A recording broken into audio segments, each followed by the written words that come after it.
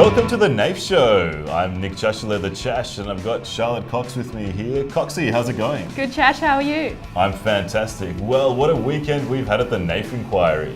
Questions, answers, politicians talking angrily over one another, all the things that get the blood pumping. That's right, Nick. It's been a big few days. Let's get up to speed on all the slushy fundy blow by blow. Are you ready? I'm excited. Let's do it.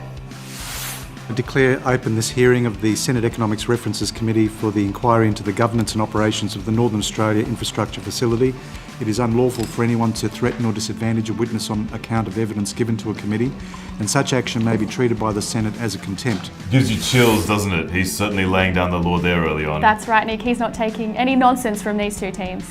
And the hits just came from the beginning. Let's have a look at the footage. The public governance of the NAIF resemble a third world country struggling to develop where corruption is inherent.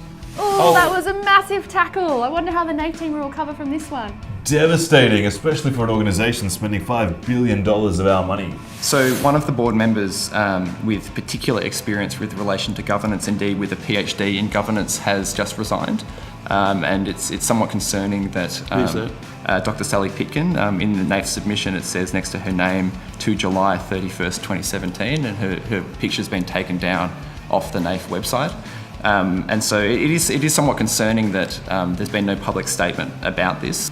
Oh, absolutely unbelievable. A board resignation in secret with no mention of anything about it on the NAIF website. This is a clear red card, Coxie. Surely this is all but over. It's got to be close to the end, Chash, but word on the street is that they've got a new recruit from New Zealand that they're hoping can turn things around, but at this stage, Barnaby Joyce can't even get on the field.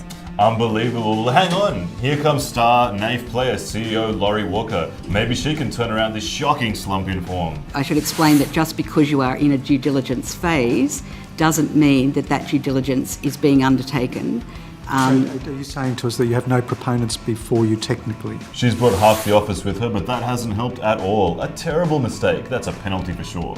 There's no talk out there at the moment, Nick, so it's a very bad sign. Someone on the team's got to let her know she's in trouble.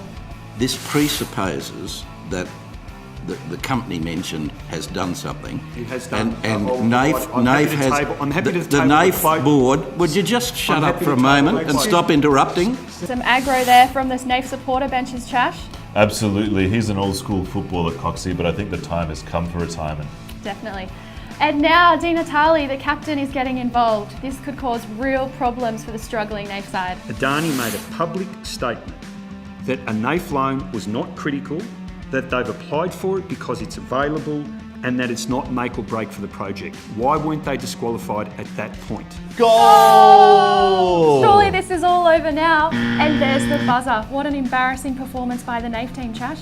That's right, Coxie. From revelations of a secret board resignation to being named worst in class to finding that the Carmichael coal mine should have been ruled out of hand. This was a shameful display from a NAIF team well beyond its best. That's right, Chash. No heart, no hustle, no integrity as a team. They've really got to do something to turn themselves around here. In my opinion, it's time to retire this sore excuse for a franchise and start again.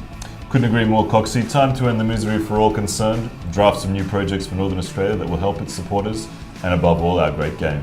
Well said, Chash. Well, that's all we have for you today, Senate Inquiry fans. We've been Greenpeace Wild World of Sports.